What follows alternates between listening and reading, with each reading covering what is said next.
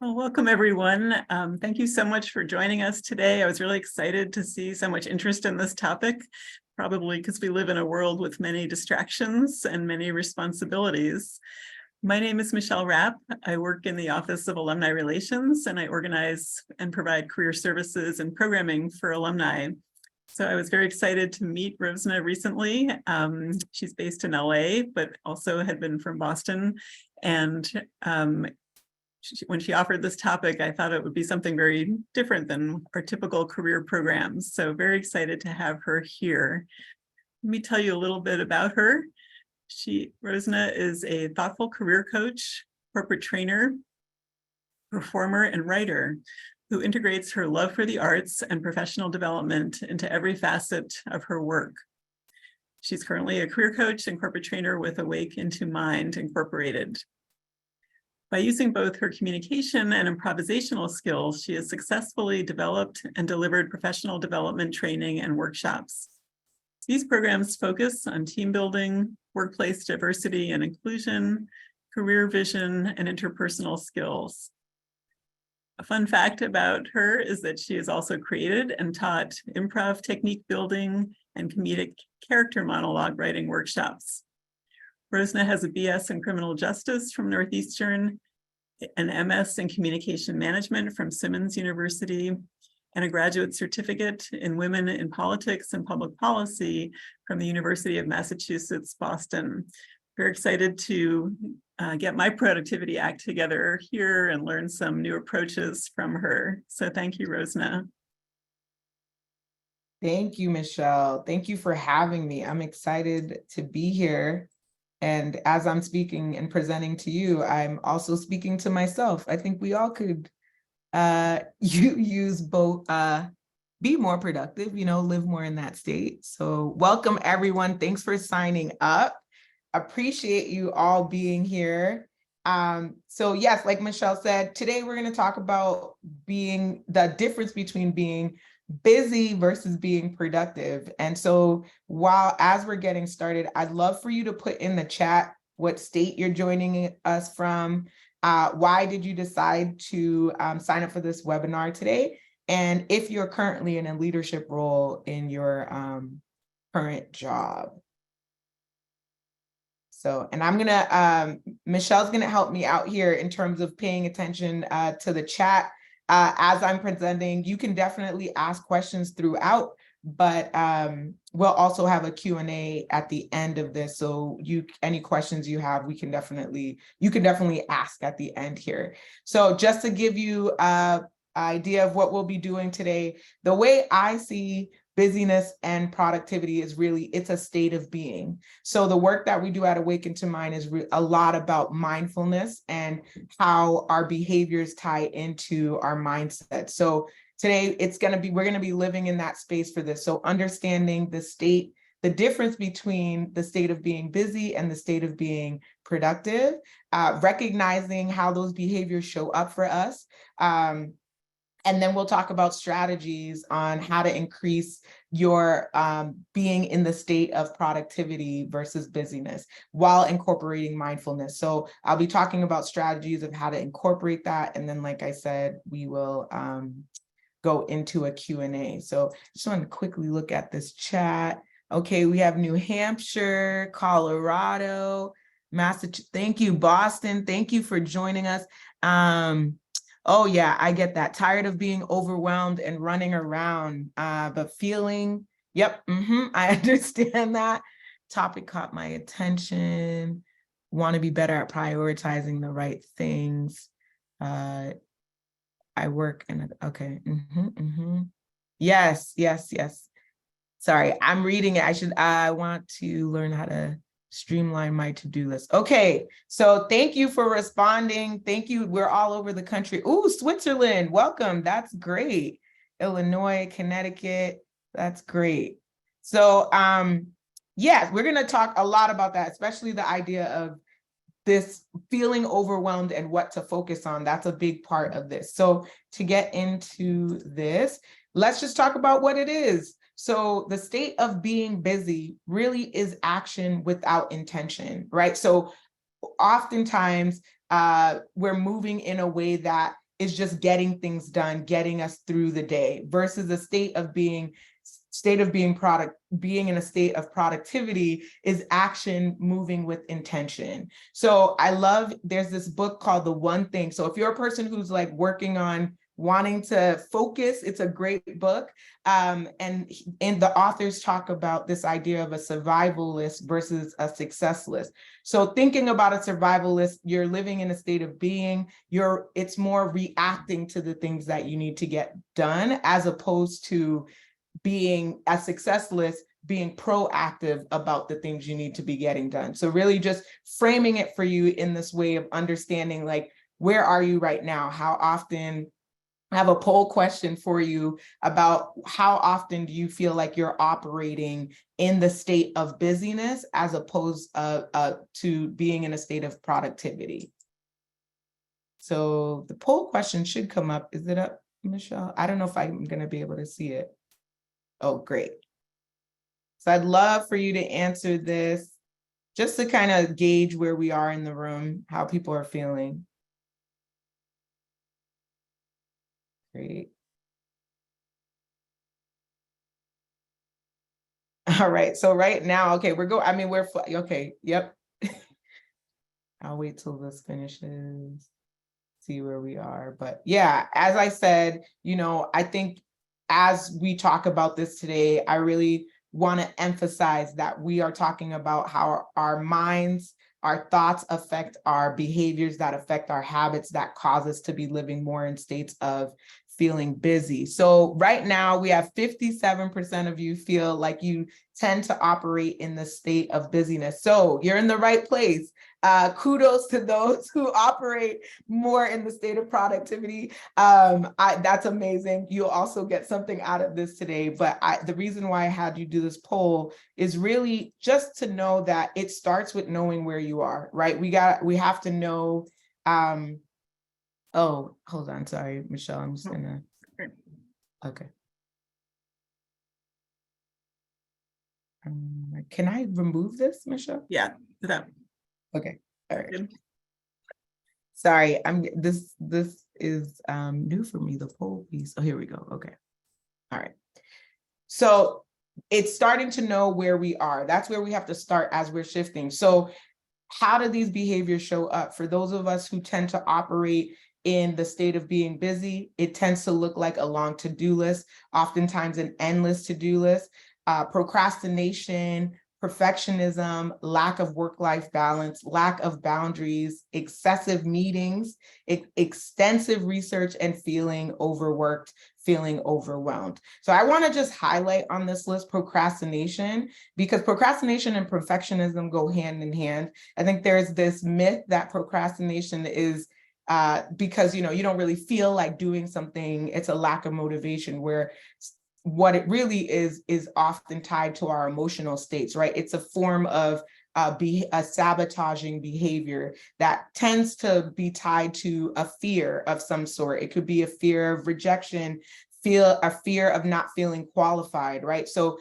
you see this show up for a lot of perfectionists, because what it looks like for a perfectionist would be extensive research, right? It looks like a lot of planning, over researching, where it feels like you're doing something, you're moving, but you're not actually, it's in excess, right? It's kind of just keeping you busy and stalling you from getting to the end task. So I wanted to highlight that on the busy list. And then on the state of for people who tend to operate more in a productive state of mind, it looks like a focused and intentional to-do list. The lists tend to be shorter. They tend to have actions with their to-do list. Their to-do lists have things that are moving them forward towards their goal. They tend to have a balanced workload. They are able to set boundaries. They say no more than they say yes. They have fewer meetings. And even when they have meetings, it tends to be very specific, right? They tend to be shorter meetings and they're very intentional. It's like, we have to have this to get this done. It's not all these unnecessary meetings. They tend to have balanced workloads and clearer goals. So again, like, we all probably have a little bit of all of this in here, but I'd love to hear from you. What are some ways busyness shows up for you in your behaviors? If you could put that in the chat, that'd be great. I know, again, like one of the things with shifting in our behaviors is not ideally we want to be living in one state all the time, but the reality is we're going to switch back and forth. So it's the consciousness of being able to come back to the state of being productive. So in the chat, let me see. And Rosna, there's a question about whether you would share the slides or not. Oh, let me think about. It's going to be online, so yeah, I think so. I think I'll share an edited version of it. And after this, I should have said too that I'll be sharing a resource list. So some of the strategies that I talk about today are going to be in that resource guide as well. Let me see. Borderline when it comes to lack of work-life balance. Okay. I was just looking to see what people put paralysis by, and that, yeah. I mean, I think that's a big thing. Like the overanalyzing tends to freeze us up. And when we're stressed out, it stops us from being able to be creative and get our stuff done. So again, I'm asking you to be aware of how it shows up for you. It's personal for everyone, right? So it's starting with understanding how it shows up for you. Before I move into kind of the idea of shift, I wanted to talk about neurodiversity when it comes to our brains, because I oftentimes with presentations like this, I think we give advice, we give tools, and we don't keep this in mind that we don't all operate in the exact same way, right? So just understanding that if you fall into this category, or if you work with someone who falls in this category, being mindful of and being mindful of what kind of support you need. So a neurodiverse brain types, just to give you some examples, shows up as autism. It can be someone on the autism spectrum, ADHD, ADD, dyslexia. And again, this is not that, something is wrong. It's more just understanding so that you know how to implement this. You might just need a little bit more support. I know a lot of people in my circle have ADHD in their older ages, are doing the work to know that, okay, this is something that I've had and I didn't know, and having tools on how to effectively set themselves up makes a difference, right? It's so they're not beating themselves up to say like, I really want to do this thing and I don't understand why I can't do it, right? So making sure that that you go out and you get support and you're communicating that in your workspace, you're building community for yourself. And then one thing I want to mention on our website, Awaken to Mind, because we have a brain health coach and an ADHD coach, we do have some brain assessment types and ADHD assessments on our website. So if it's something that you're curious about, I would encourage you to do look into that. But like I said, it's more just about knowing where you are. So moving into how do we shift it, right? That's what we're here for. We want to know how we shift it. So like I said, we start with the awareness. We have to know where we are to shift, right? And then we have to accept it. And this is a big part of letting go the judgment, right? It's not about, oh, I'm a bad person, I tend to live in the state of being busy, but accepting like, okay, I'm aware of how this shows up for me. I'm accepting this is how it shows up for me. And then the clarity of knowing that, okay, now this is how I'm going to shift. So anytime that I kind of backslide, I'm aware like, okay, this is how it's showing up for me. Because I think we can get really caught up in our days, especially working from home or working in the office. Things just get away from us, right? So taking the time to really be aware of where we are is important, and being clear of how it shows up for you personally. So I want to start with intention. All of this boils down to intention. When you are creating your to-do list, when you are going to start working on tasks that are moving you towards your definition of success or what you want to get done, you need to know why you're moving in that way. And I think sometimes this is something we easily skip over, or we don't think about why we're moving. A lot of us, including myself, this took me some time to really sit in, why am I moving? Why am I doing the things that I'm doing? So your why to me is your North Star. Understanding your why is where it starts. So this is an amazing way to filter your to-do list, your tasks when you're moving in a state of like, I'm so busy and I don't know what to do, right? You're going back to your center, which is your why. So I encourage you to start with that, to know that, and then look at how it fits in your whole picture. I think, again, it's easy to be in our careers and focus on that and not think about how our health goals, our relationship goals, how we want to spend our time, money, freedom. Being able to look at how it fits into the bigger picture will give you the center for you, right? So the whole picture with this example is your compass, right? So again, even if I'm focused on a specific task at work, if it's impacting my health goals, I need to be conscious of that, right? If it's impacting my relationships, I need to be conscious of that. So it starts with intentions. This is going to be your power tool in my mind, knowing why you're moving. And then we're going into mindset. Your mindset is everything. Your mindset is what ties you into your emotional state, which ties into your behavior, which ties into your habits. So understanding what's happening, you have clarity, you know what your intention is, but you're still feeling stuck. You still can't get to the place that you want to be. You're still operating in a state of busyness. So you want to be aware of what kind of thoughts are coming up when you're attempting to get things done. What are some self-limiting beliefs? What are the negative self-talk? What's the fear? Do you have a fear of rejection? Do you have a fear of failure? Are you telling yourself that you're not qualified, that you don't deserve this thing you're going after, that you're not enough? This is really, really important as you're assessing where you are, to address your mindset as you're going into your state of being more productive.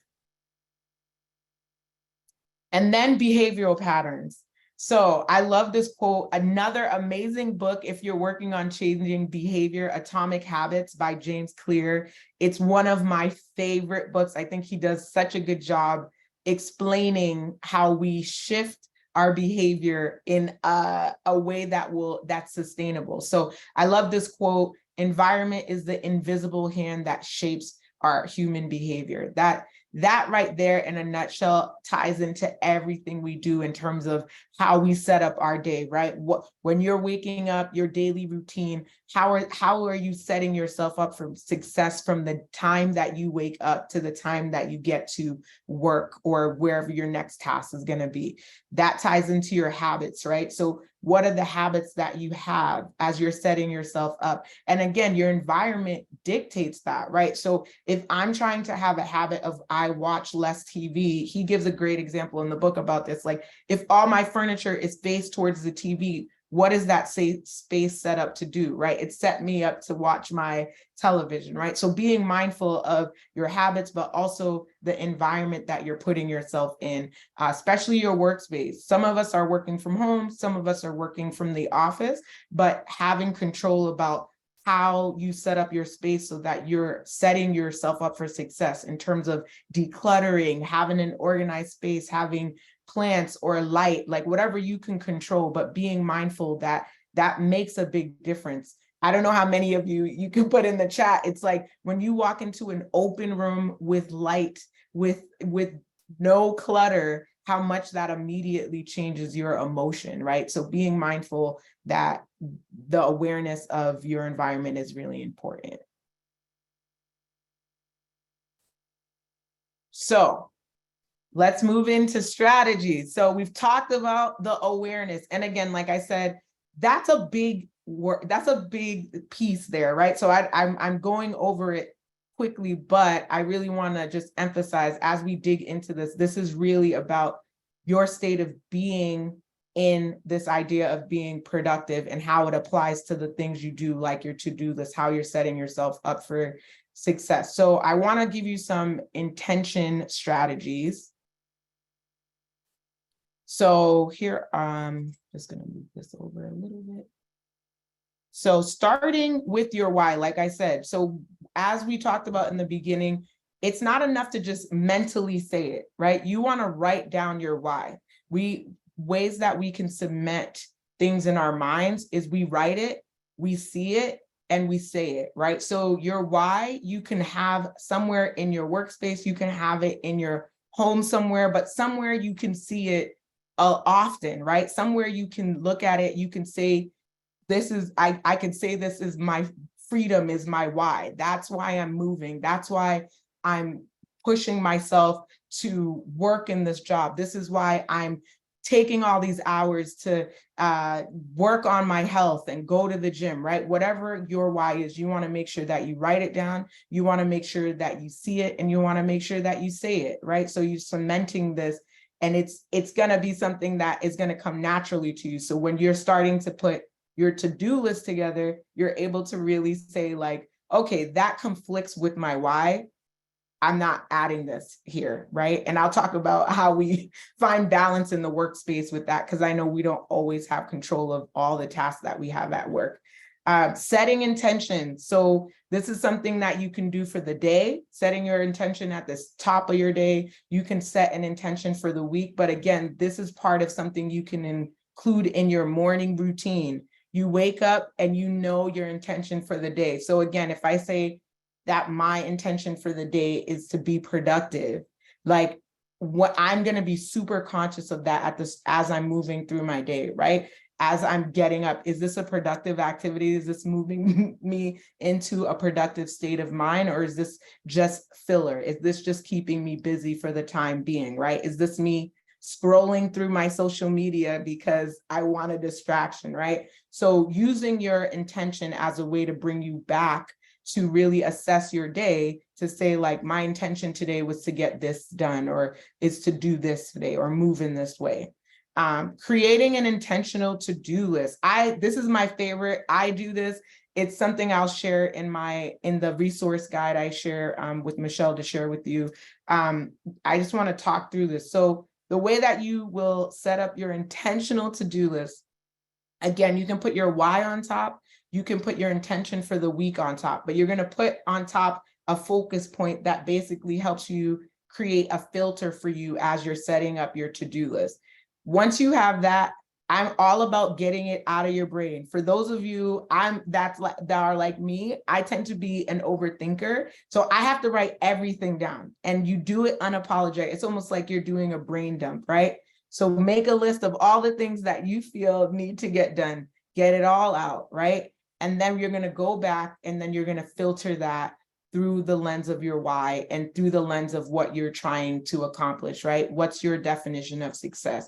You're going to go through each item on your list. And I know in the beginning it's tedious, but then it becomes second nature. But you're basically going to go through each item, and you're going to acknowledge, what does this move me closer to, right? And once you have that, you can, again, that's going to help you filter out. You might find some things on there that you're like, well, this isn't really moving me towards something. This is really more busy work, right? And then you want to prioritize that. You're going to have a high, medium, and low priority for each item. And that'll help you do two things. One, if you have a bunch of low priority, that's a flag, right? That's something, again, to say like, am I operating in a state of being busy, right? If I have more of my low priority things on my to-do list as opposed to high priority. And then once you have your high priority and medium, which should probably be most of the, the majority of your list, you're going to use that to help you filter when you get those things done. Obviously, if you have a deadline, that'll also give you, you can have an actual date you can put in there. But if it's like you're creating your to-do list and you have some flexibility, you can say, okay, if it's higher priority, this is something I'm going to get done on Monday and Tuesday, or Tuesday, right? If it's a medium priority, that's fine. I could do that midweek. I could do that on a Thursday or something, right? So using that to, again, help serve you. And again, once you have the system set up, it's going to be second nature for you. And again, I wrote this out step by step in the resource guide. So if I went through that too quickly, don't worry. I'll definitely have an example for you so you can see what that looks like. And like I said, it's one of my favorite tools because it really forces you to be aware of what your to-do list is actually moving you towards. Because one of the things you'll see too is even though you're saying it out loud, what it's moving you towards, I would actually write in each column, like goal, that this is moving toward my financial goal. This is moving towards my career goal, whatever it is, but being specific about what it's moving you towards. And then Lastly, another tool you can use is called a question checklist. So again, not everyone's a to-do list person. So this is a great list for people who aren't necessarily like, I have people in my life that are like to-do list stress them out, which I get. So question checklist is another great tool you can use to set yourself up to just being aware. So some questions that you might put on your question checklist are, what have I today? What have I accomplished today? What are the tasks that I've done today that move me closer to my definition of success? How am I feeling today? What is my state of mind today? Am I feeling overwhelmed? Am I feeling stressed? Again, those are good indicators to know how you're operating and when you're operating. Am I feeling a lack of motivation? So checking in with yourself, it's a good way to check in and kind of see where you are. And you can do it on a daily basis. You could do it halfway through the week, but just checking in so you're moving towards the things that you want. So moving into mindset. So strategies for mindset. I'm a big affirmation person. I know not everyone is about affirmations, but it's such a great way to reverse our self-limiting beliefs. Really using affirmations, if you find that when you're sitting down and asking yourself and being honest with yourself, what are the things you're saying to yourself as you're working on your tasks, as you're working on getting things done, be aware of that. If I'm working towards a presentation at work, or I want to get a promotion at work, what am I saying to myself? Am I saying I'm not qualified? Because my actions are going to dictate how I'm moving, right? So if I don't have it, or I haven't had success in it, then I have to evaluate how I've been moving. And that starts with, what are the thoughts that are coming in my head? So affirmations are great ways to reverse your self-limiting beliefs. What that would look like, it would be, if I say I'm not enough, as you can put, I am enough, right? So every day you're saying I am enough when you wake up, you're seeing it somewhere, you can put it up somewhere visually, and you're writing it down, right? So we're hearing it, we're saying it out loud, we're cementing it to reverse these thoughts in our minds. The thing with this is that our behavior has been set. For those of us who are older and working, like, these are decades of things we've been saying to ourselves if we haven't consciously been doing the work. So it's going to take time. These things I work with clients who are like, I don't feel it. And I'm like, it's been 2 weeks. It's only been 2 weeks. You're not going to feel it in 2 weeks, but it's a practice. It's a muscle, just like you'd be working your physical body. This is a great way to be working your mental muscle, your brain muscle. Gratitude is another great exercise for working on your mindset. So having a gratitude journal, taking a moment throughout the day. Again, you're feeling overwhelmed, you're feeling like there's just chaos around you. It's a great way to ground yourself and just say, can I be conscious of something that I'm grateful for right now in this moment? There's also something you can do in the morning. You can have a gratitude journal. This is also, I have it in the resource the resource guide for you, but a daily journal that you write your gratitude, 3 to 5 things you're grateful for in the morning or right before you go to bed. And then you can review them, right? It's a good way to focus on what you want, right? Because I think a lot of times, again, like I said, being intentional is knowing where you're going. And so you're going to be moving in the direction that you're looking in. That's how we naturally move, right? So being conscious of, how do I create these tools that help me stay focused in a positive mindset that move me in the direction I want to be in. Self-forgiveness, this to me, if you don't hear anything else I say today, this to me is one of the biggest pieces, is practicing self-forgiveness. When we are working on behaviors, it's very easy to feel like you let yourself down. It's very easy to feel like, okay, I tried it, it didn't work, whatever. I don't have the strength, I don't have the tools in me. So being able to practice giving yourself a break, this changing behavior takes time, and knowing that you can do it again, you can try it again, right? Practicing that is so important. I love there's this book called The Power of One More by Ed Millett. And he talks about how our behavior, if you think about it, it's like a thermostat, right? So you set your thermostat at 70, and then you're trying to get to 100.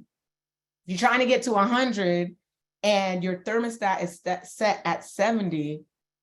Even if you get to 100, you're going to come back to 70, right? Because that's where your thermostat is set. So being conscious to say, like, I am adjusting the setting slowly, small. I'm a very strong believer in small incremental steps. So maybe you're setting it to 75, right? And you're getting comfortable at that. Then you're setting yourself to 80, right? But taking the steps that you're pushing yourself outside of your comfort zone, because our mindsets, our brains, we are, at the end of the day, we're very basic humans. It's simplicity, right? Your brain gets us back to what's the simplest thing to keep us safe, right? So our brain, when we're operating in these states, oftentimes is reading it as we're in danger. So again, as you push yourself out of your comfort zone, your mind might want to bring you back because it's not comfortable, right? There's a fear there.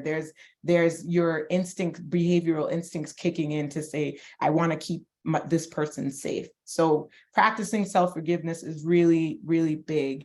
And then lastly, mood boosters. I think when we get into work, and I'll talk about this really quick, I understand that when you're at work, you don't necessarily always set your priorities. Your priorities are not always your own, right? You can't say to your boss, hey, sorry, I'm not going to do that today because that's not in alignment with my intentions or my why. No, thank you. Like, you're not going to do that, right? Because you're there, they hired you to do a job, but you can communicate with your manager, your colleagues to say, is it possible for us to have less meetings this week? I really want to get this task done. Is it possible for me to have a little bit more focused time? But being able to communicate that and find a middle ground with your managers. For those of you who are in leadership roles, also being mindful of how you're leading your team in that way.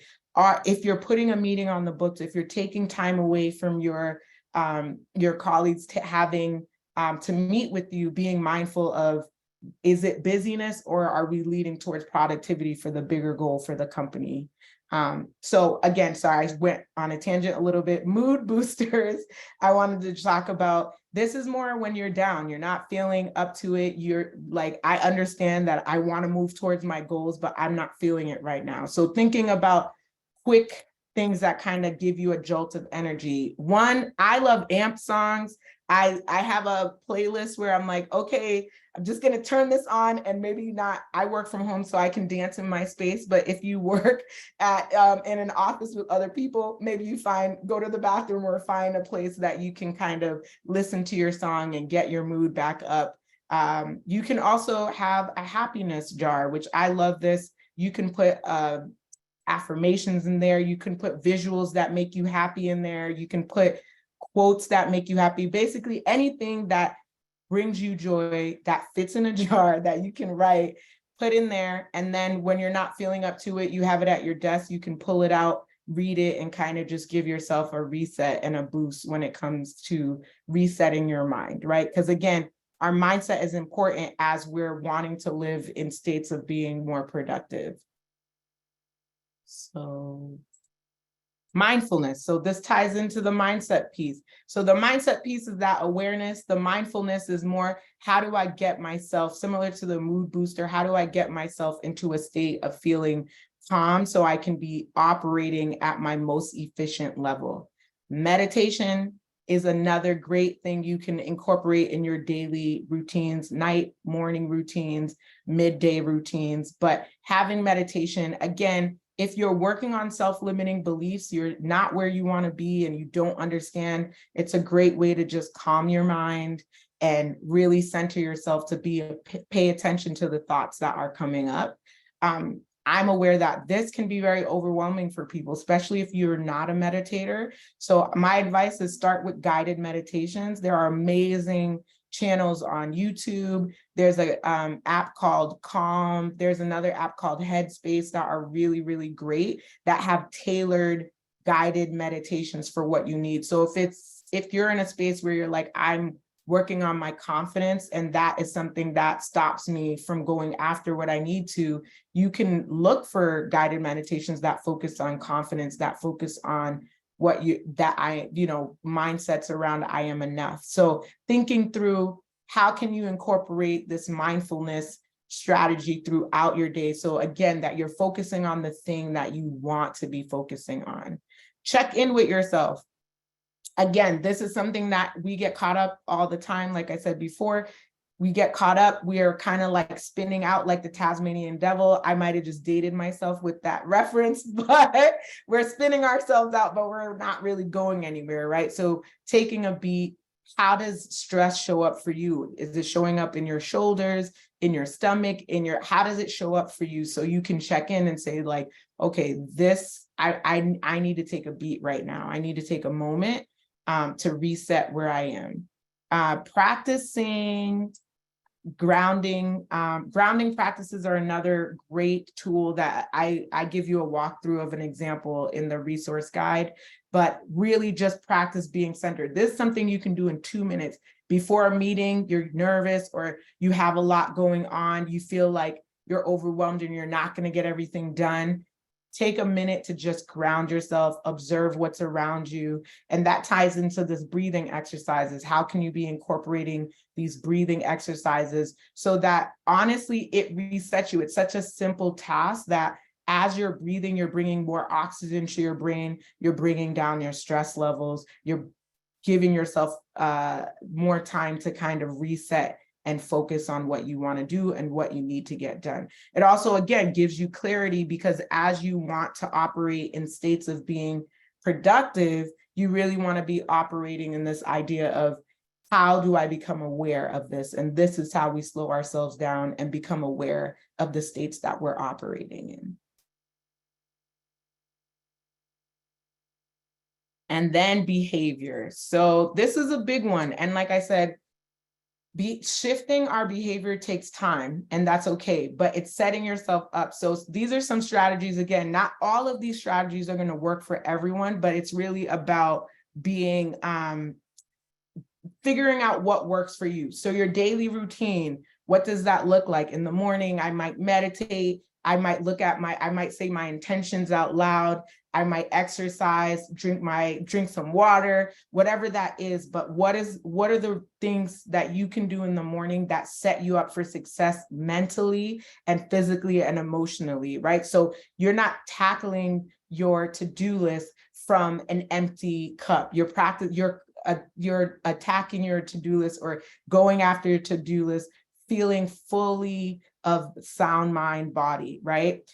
So setting your daily routines up, know what you need. We all operate differently. So some of us are more productive in the morning. Some of us are more productive in the evening. If I know that about, or in the afternoon, but if I know that about myself, when I go to sit down and do my to-do list, if I'm a morning person, I'm going to put the mentally taxing things at the top. And then I'm going to put or vice versa, right? If I'm an afternoon person, I'm putting my mentally taxing things at the bottom. So again, in certain workspaces, we don't always have the power to do that, but do it as best as you can. And again, it could be anything. This is opening up the door to just saying, like, what do I actually need to keep me in a focused mindset so I can stay in a state of being productive? Accountability. This is big.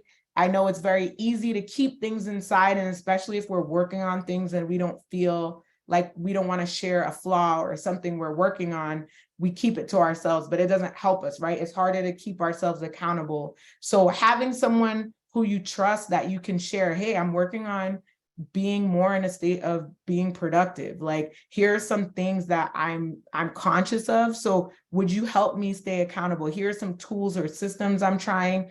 Can we just check in throughout the week, right? Whatever works for you, but having some way or someone you trust that can help keep you accountable and call you out on your blind spots. Like, there are things that we're not even conscious of. I'm saying be aware, but there are things that I might be doing naturally that I don't even see. So accountability partners are great to help you kind of start to see your blind spots, or what are the patterns of behaviors you tend to lean into. Like, maybe it's a friend that's like, you're always late. Why are you always late? Right? What's going on? How can I hold you accountable?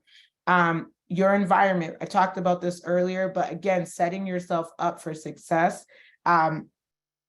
Our phones are like a huge distraction. I like during this presentation, I have to turn it off because I'm like all the pinging and all the things that come up as we're trying to focus.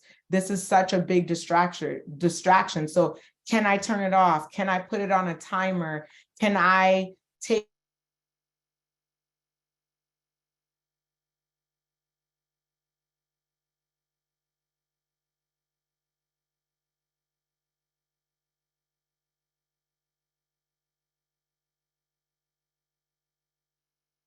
Looks like we have a little glitch here. I'm hoping that we will get Rosna back in a minute.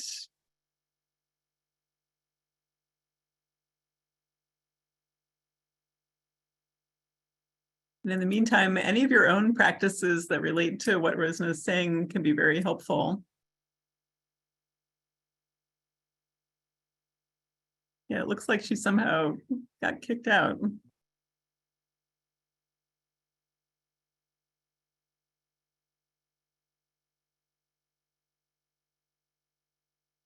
Something I was curious about is any practices people have around their email to not get sucked into that or have that be a time waste, if you want to share any strategies.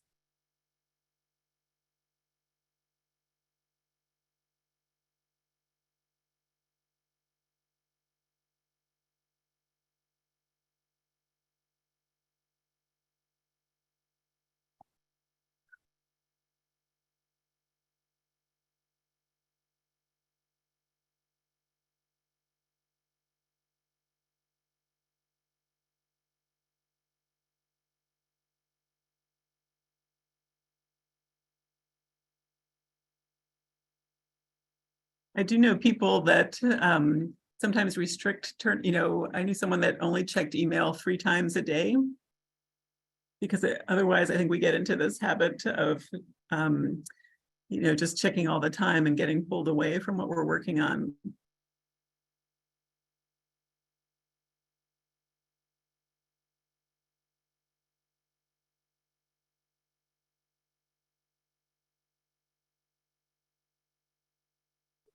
People may have also heard about, for procrastination, this idea of setting a timer. If you need to write something, for example, setting a timer for 20 minutes and only working for that period of time. And sometimes it just makes it more manageable.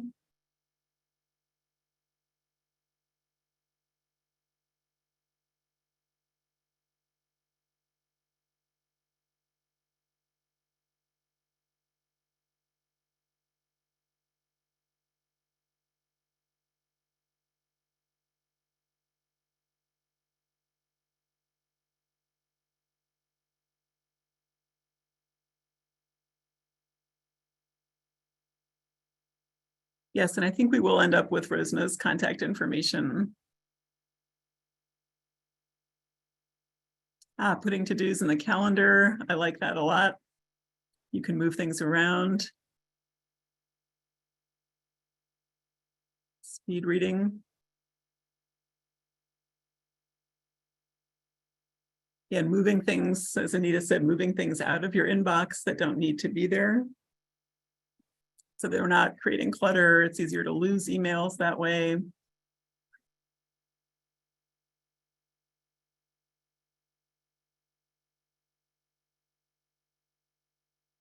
Yeah, taking breaks. That's great. Scott, to do it every hour. I find taking a lunchtime walk is really critical. And that I often get ideas, think of things I forgot to do. All right, Rosna's back.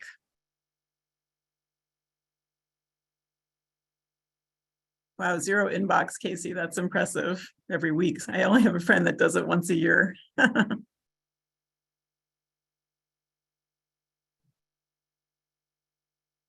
I'm back. Sorry about that. Technology, hold on. Michelle, is it possible to share the Oh, sorry. Yep. yeah, that's fine. Sorry, everyone. I don't know if the power just wild. Okay. I'll go back to sharing. Technology problems can cause a lack of productivity. Yes, yes. Reset, rewind. Okay, so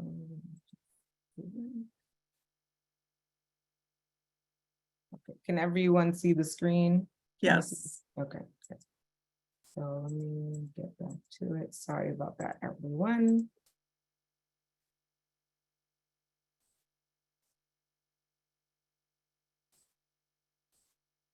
Okay.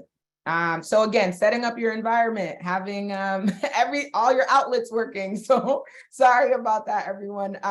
Moving into the idea of physical movement, I think this is a big piece. It's not even necessarily exercise is good. You should exercise if you can, but at your work desk, it's really about you can stretch, right? You can get energy. You can get up from your desk and be conscious about walking.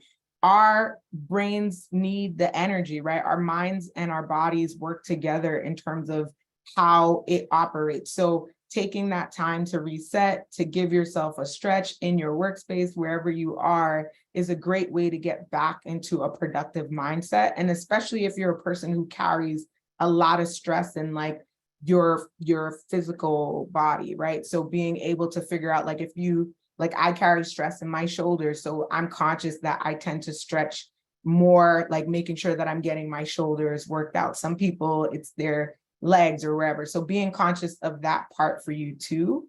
And then your habits. So again, this is very habits are take work to figure out like what do I default to? I'm exhausted. This is the habit. These are the habits that I default to. So being conscious of what those are so that you can create you can kind of create proactive ways of addressing the habit. Again, like I talked about social media or our phone, if you know you're in the habit of when you get bored, when you don't feel motivated, when you're feeling overwhelmed, you might turn to scrolling as a distraction, turn that off. There is like the focus mode on your phone. There are timers. So again, sometimes we can't, not all of us operate. And I honestly don't think any of us actually operate in a productive way for hours, right? I think it is important to set timers for ourselves to be aware that, hey, maybe for me, it's every 30 minutes, it's every hour. I'm going to set a timer. So I remember to stretch. I remember to drink some water. I remember to take a walk, right? Take a beat so my brain can kind of reset and digest so I can effectively be operating in a state of being productive. Water is on here, hydrate, because our brains are mostly water, right? So it's an amazing de-stressor to have your water bottle cues right next to you, right? Being conscious of it's a simple thing that can help bring stress levels down. So knowing your habits, staying hydrated, knowing what you need are really important parts of strategies to help you shift your behavior so that you're operating more in states of being productive. Again, when we're stressed, our brains kind of lock and we're only operating on survival, right? So not a lot can happen when you're operating on a survival mentality. So we really want to incorporate these pieces. That's how it's tying into us moving out of states of being busy. Because if I'm doing the work to de-stress, I can be conscious of what are the things that I'm actually focusing on that are stressing me out and not allowing me to actually get things done. And that's the presentation. I want to open it up for questions. I know I covered a lot, and like I said, a lot of the strategies, I'm going to be providing you a resource guide that actually gives you tools that step by step you can walk through. I'm just giving you a highlight. Like I said, you'll see in there, it's really about knowing what you need and actively seeking that out. But if anything, it starts with knowing your why. So any questions? And I'm going to take this off sharing so I can see you if you want to raise your hand. Any questions? Do you have any advice specifically for independent consultants?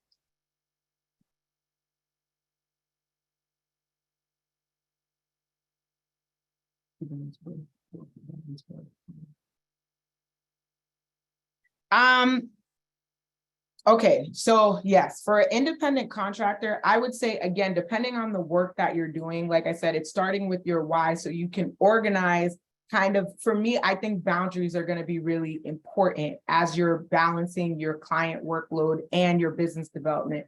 I relate to this. I do freelance and I wear multiple hats. So my big thing is I usually prioritize, I'll look at the whole week. And especially because with clients, I give them notes following each session. So that takes me time. I have to take that into account when I'm working on my week, right? So I make sure that I don't fill my week and I prioritize kind of what's the thing that absolutely has to get done. If I have these 3 buckets of things, client, business development, in each of these buckets, how can I break it down to have the tasks that absolutely have to get done and prioritize it for the week so that, again, things come up, especially with clients, we can't always account for, but we're doing our best to be able to prioritize for ourselves doing that and then being able to communicate that. So again, you don't want to take so many clients on. I know, like I said, I have a full workload. I have to have a limit on how many clients I take because I know that it takes time for me to really flesh out notes and feedback for my clients. So being able to be realistic about what your time, how much time you actually have, and being able to set boundaries for yourself. I don't know if that answers your question, but that's some of the ways that I address it.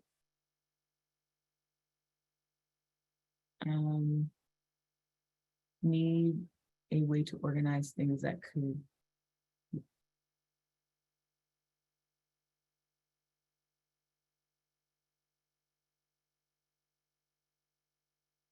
Okay, so let me need a way. Okay, sorry, that's not a question.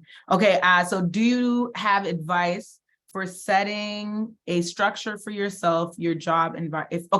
If your job environment is not right for you, again, if you might not have it, but my first thing is there a way to talk to the person that you're working, like your supervisor or the space that you're working in, to find a more effective way for you to function in the work environment that you're in? If you don't have that option, because I know I have friends who work in tech and it's a lot of open concept, which makes it difficult if you're a person who kind of needs a little bit more silence and there's a lot happening around you, right? So number one is I would start by, seeing if there's a way to adjust where you are in your environment by talking to a supervisor. If that's not possible, what are some ways you can kind of set up your space to kind of give you less distraction? So if it's being able to put headphones in, if it's being able to kind of, like I was saying, have some ways that you reset, that you can practice some mindfulness when you're feeling like you're overstimulated. Because I'm not specifically sure like what, if you want to give me more details, but based on what you're saying, I don't know specifically what in your environment's not working for you, but thinking through, again, kind of like, are there opportunities for you to kind of reset if it's a situation that you're feeling overstimulated, or it's not something that's really, I don't know, again, if that answers the question, but my big thing is starting with your supervisor and then finding ways to kind of set your space up as much as you can, whether that means having your kind of grounding exercises set up, having your space lit, having a plant at your desk, or some kind of headphones to kind of tune out what's happening around you. Basically the opposite of too many meetings. Basically the opposite. Okay, so you feel like you need more meetings? I don't know if you can actually talk. Do you want to come on and talk to me for a sec, just so I get a little bit more perspective? More structure in the day specific. Okay, so the to-do list is going to be, I would say that tool that I was talking about, the intentional to-do list. No, that's no problem at all. I would say the intentional to-do list will be a great way to create structure for yourself. So again, understanding why you're in that space. So I'm assuming you like your job. It's more just the environment that you're in. So sometimes, you know, in certain positions, we have more autonomy, and that can be scary. So creating kind of your structure, intentional to-do list of like, these are the things that I need to get done. If I need more information, like you're saying, you need, maybe you need more meetings. How can you again communicate that with your supervisor to say, hey, like, here are the things that I'm working on and I really need support around. This is kind of this is how I effectively work. And this would support me in, you know, doing better at my job or excelling in this work environment. But I think it starts with you understanding, like, for structure, what does structure look like for you? And again, if it's a habit piece for you, how can you kind of start to implement habits that get you the structure that you're looking for? But being able to identify what is helpful for you and communicating that with your supervisor. Hopefully that's helpful. But again, like I said, I think the intentional to-do list would be helpful for you if you're looking for structure.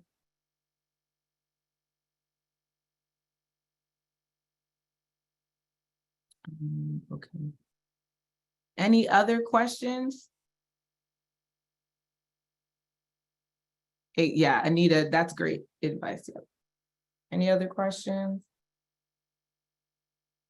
Okay, yep, tips on procrastination. So like I said, procrastination is actually really tied to your emotions. So some tips on that is if you're procrastinating on a specific thing, and again, if this is a habit for you in general, pick something, like identify something that you have been procrastinating on and stop and kind of assess what's happening in my mindset. Am I afraid? Am I stalling because there's a fear of failure here? I don't feel qualified. I feel I might be getting rejected. Like, what is it? Is it, do I feel like I don't have clarity on why I'm moving? What's your emotional state? So I think for advice, what you can actually do is put out the task, write out what is the thing I'm procrastinating out, write out what's happening in my mind, what's my emotional state as I'm doing this, and then put the why for the thing that you're trying to get done. That's a good way to kind of assess where you are, and then you can address it. Because if it's something where it's like, I'm at work and I'm procrastinating on this presentation, is it because I feel like an imposter? How can I address that and really, like, again, use meditation practices and affirmations to start to reverse some of that behavior? And a lot of it is going to be pushing yourself, right? So if it's something that's immediate in your procrastination that you need to get over, identify the state of being and put it out in the air so that you can say, okay, great, that's what's happening here. I'm going to stop over planning and move in this direction.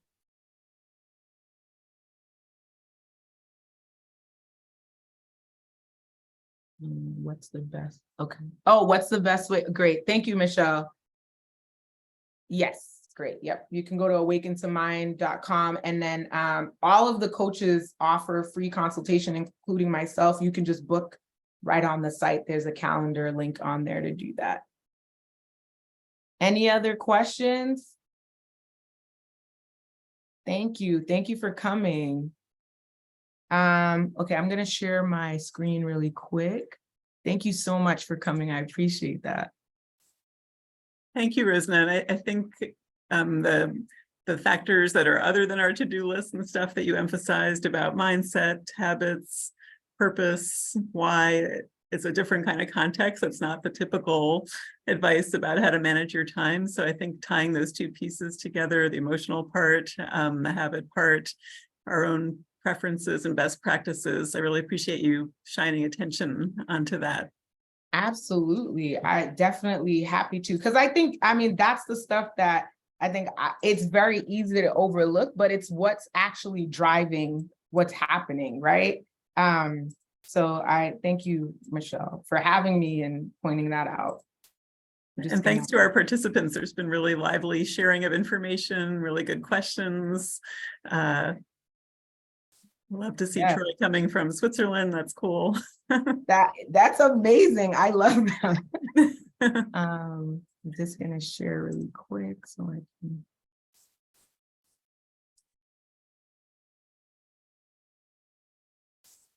just want to quickly talk about, like you said, just to follow up on what we offer. So Awaken to Mind, we offer therapy services, corporate training, and coaching. Again, like I said, just kind of like what you were saying, Michelle, with the approach for today, we really look at mindset and behavior in everything that we do, because we know that that's where it starts. That's where change in anything we're trying to do starts, in terms of shifting into more productive and healthier behavior patterns. So we have a life coach, a health and wellness career coach, brain health coach, ADHD coach, and all of that's on our website. So if you want to work with us, dig deeper, have questions about any of the stuff that I talked about today, you can definitely send an email to the hello@awakentomind.com and I'll get that. So if you have questions, follow-up questions for me that come after today, you can definitely email us, and definitely look at our website for the services that we provide.